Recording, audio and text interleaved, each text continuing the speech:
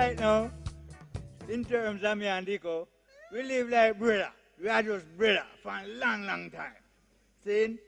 So me kind of just sad for know say all one of my food basket just gone and way there.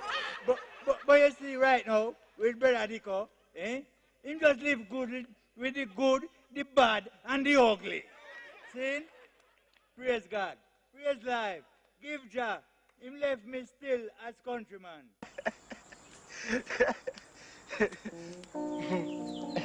Let us see.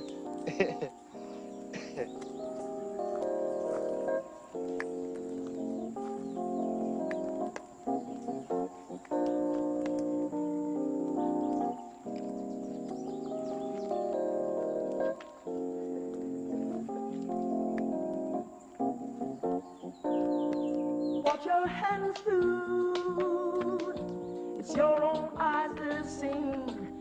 So won't you judge your actions to make sure that it's us clean? It's your own conscience that is gonna remind you that it's your heart and nobody else's that is gonna judge. Be not selfish in your doing. Pass it on. Pass it on. Help your brothers in their needs. Pass it on.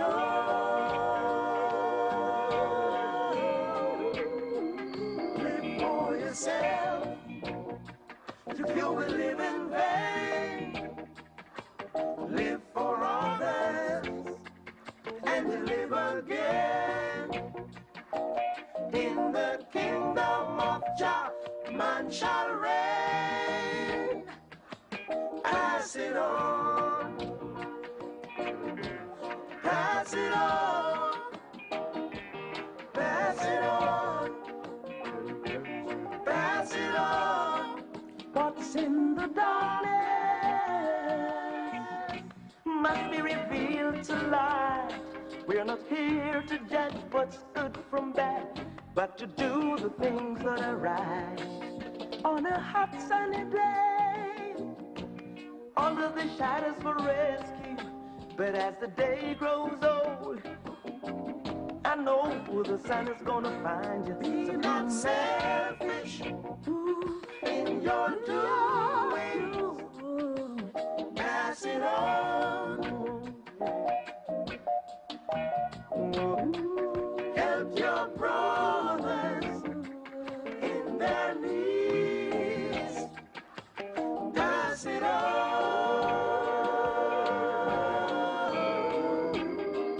Live for yourself. You will live in vain. You're gonna live for others. You will live again. In the kingdom of Jah, man shall reign. Pass it on. Pass it on. Pass it on. Pass it on.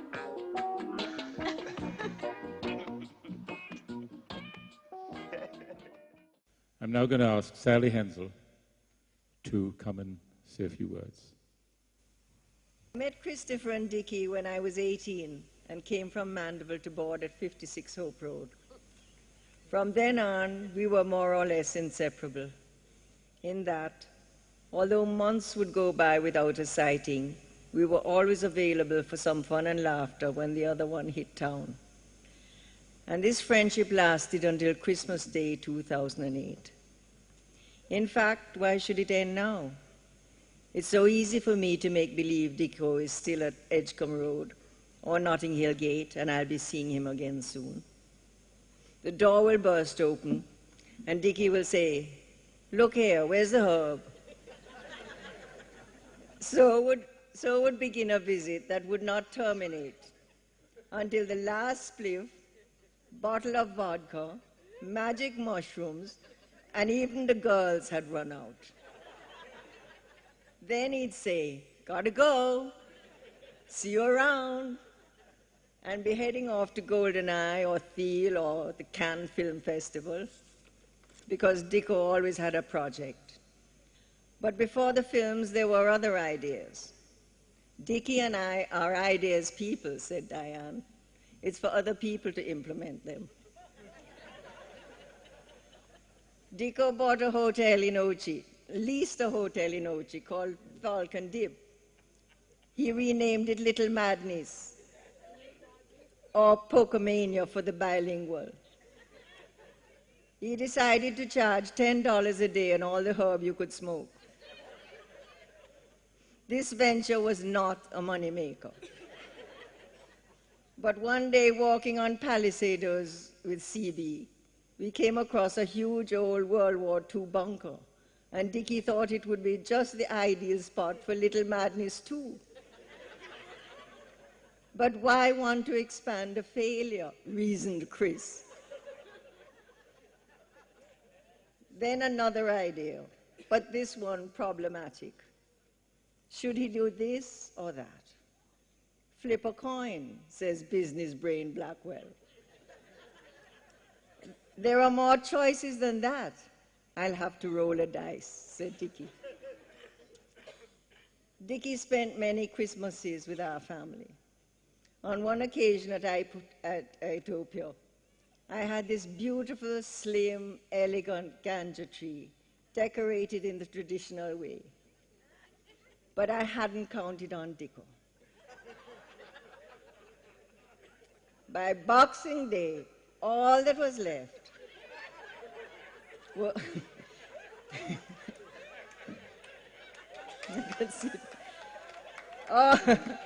all that was left was a sorry-looking skeleton standing in a sea of discarded leaves and broken glass balls. Ah, Dicko, what mischief are you getting up to now?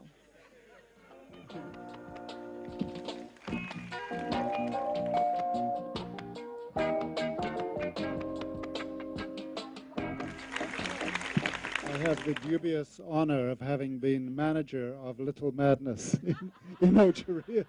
I was the first manager. I lived in 56 Hope Road with Winston and Thelma Manley and various other luminaries, and somehow I ended up having the job as manager at Little Madness. It was very interesting because I never actually got paid one penny, but the experience was priceless.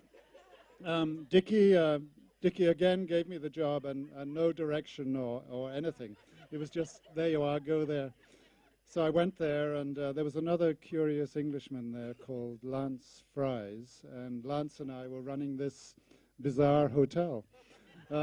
Dickie would turn up every few weeks. He'd take a taxi from Kingston, arrive at Little Madness with no money, and I had to pay for the taxi.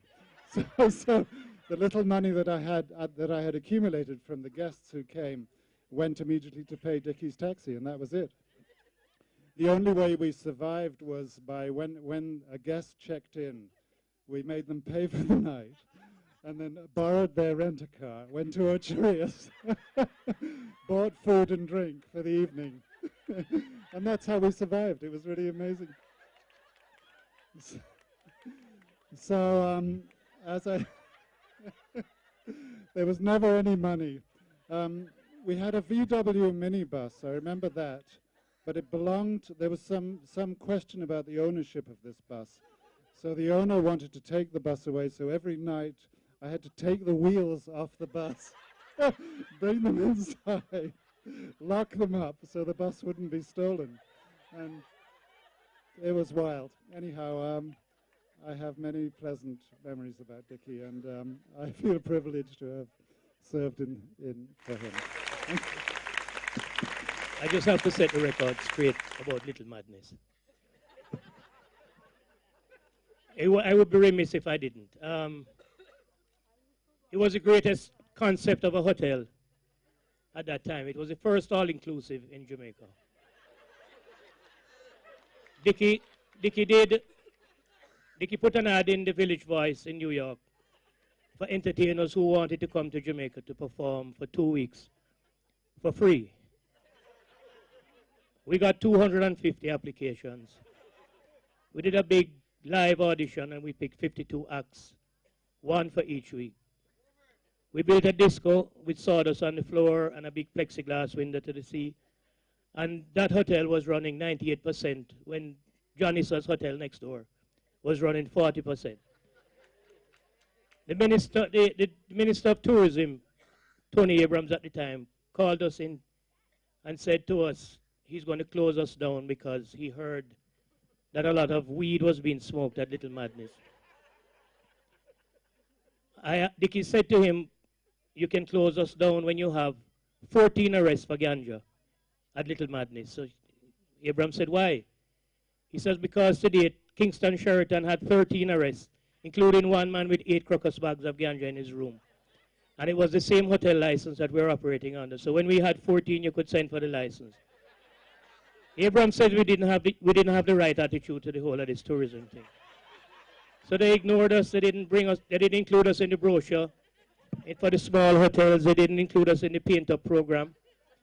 They literally neglected us. But we had organic food and folk singers by the pool and a really swinging discotheque. At 12 o'clock, when all the bunnies came off duty, they would grab 2 taxis and come down. And they would help us to serve drinks when our waitresses couldn't do it. So it was a great success up to when I left it. I don't know what happened to it after that. But I'm supposed to be up here to say a prayer for Dickie, which I find a bit strange because Dickie is the one who believed that insects would inherit the earth. But, you know, I guess I should say if having a brother like Dickie was, in a way, paved a way for me because I figure I had a free ride. Nothing I could do would have been as bad as what Dickie had done before. So, you know, in a way, life was much easier for that. I would still remember that my duty up here is to say a prayer. Although, as I said, Dickie wasn't a praying man, and I wouldn't say he lived a life that was according to the scriptures, but he did believe, you know, had a good, as my father would have said, a good and loving heart, striving to express itself.